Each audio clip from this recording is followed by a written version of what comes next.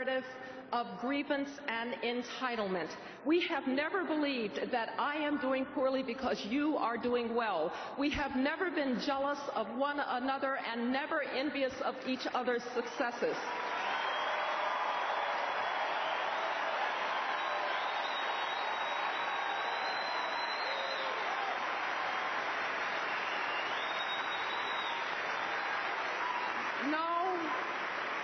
No, ours has been a belief in opportunity, and it has been a constant struggle, long and hard, up and down, to try to extend the benefits of the American dream to all.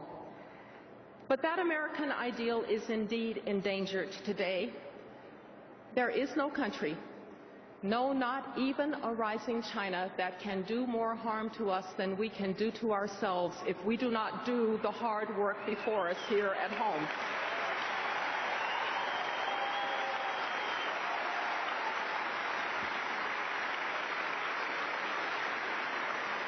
More than at any other time in history, greatness is built on mobilizing human potential and ambition. We have always done that, any country in the world. People have come here from all over because they have believed our creed of opportunity and limitless horizons. They have come here from the world's most impoverished nations just to make a decent wage. And they have come here from advanced societies as engineers and scientists to fuel the knowledge-based revolution in the Silicon Valley of California, in the Research Triangle of North Carolina, along Route 128 in Massachusetts, in Austin, Texas, and across this great land.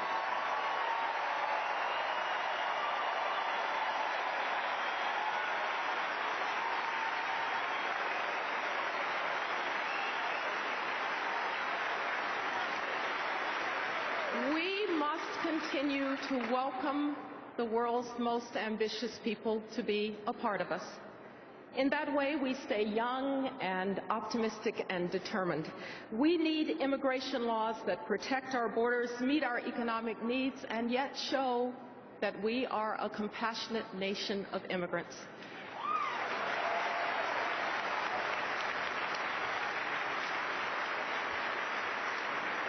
We have been successful, too, because Americans have known that one's status at birth is not a permanent condition. Americans have believed that you might not be able to control your circumstances, but you can control your response to your circumstances.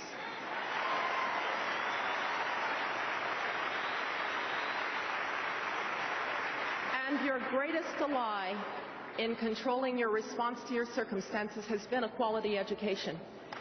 But today, when I can look at your zip code and I can tell whether you're going to get a good education, can I honestly say it doesn't matter where you came from, it matters where you're going. The crisis in K-12 education is a threat to the very fabric of who we are.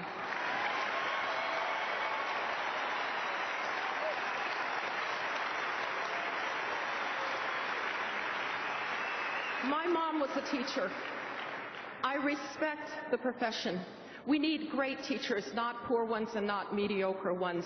We have to have high standards for our kids because self-esteem comes from achievement, not from lax standards and false praise.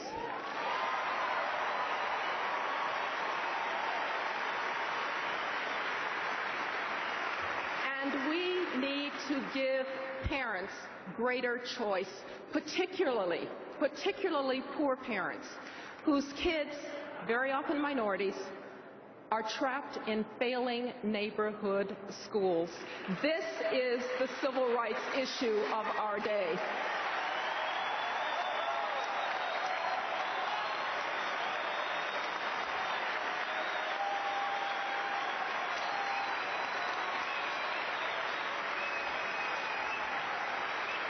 If we do anything less, we condemn generations to joblessness and hopelessness and life on the government dole. If we do anything less, we will endanger our global imperatives for competitiveness. And if we do anything less, We will tear apart the fabric of who we are and cement the turn toward entitlement and grievance. Mitt Romney and Paul Ryan will rebuild us at home, and they will help us lead abroad. They will provide an answer to the question, where does America stand? The challenge is real, times are hard. But America has met and overcome hard challenges before. Whenever you find yourself doubting us, just think about all those times that America made the impossible seem inevitable in retrospect. Our revolutionary founding against the greatest military power of the time, a civil war, brother against brother, hundreds of thousands dead on both sides, but we emerged a more perfect union. A second founding when impatient patriots were determined to overcome the birth defect of slavery and the scourge of segregation.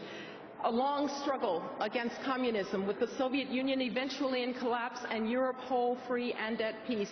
And in the aftermath of 9/11, the willingness to take really hard decisions that secured us and prevented the follow-on attack that everybody thought preordained. And on a personal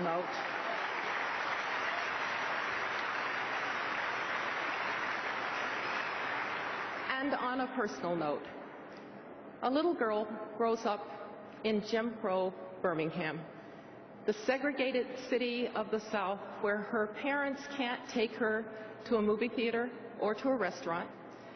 But they have her absolutely convinced that even if she can't have a hamburger at the Woolworth's lunch counter, she could be President of the United States if she wanted to be, and she becomes the Secretary of State.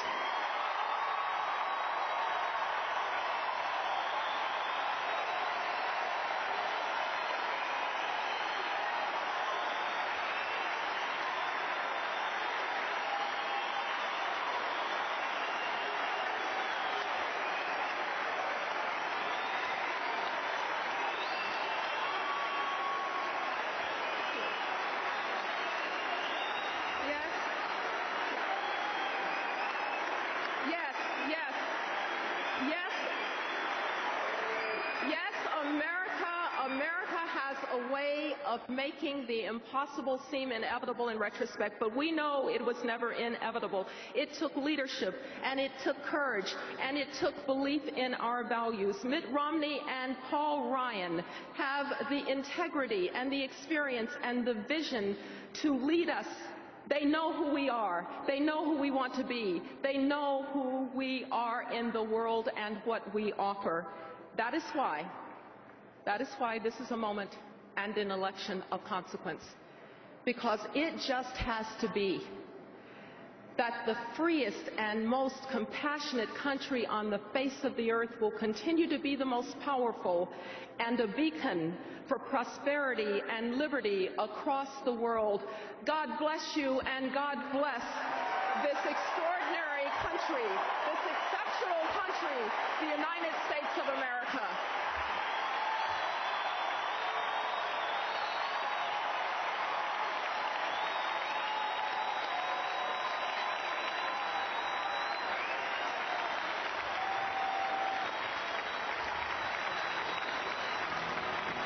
From the state of New Mexico, the first Hispanic female governor in the history of the United States, please welcome Governor Susana Martinez.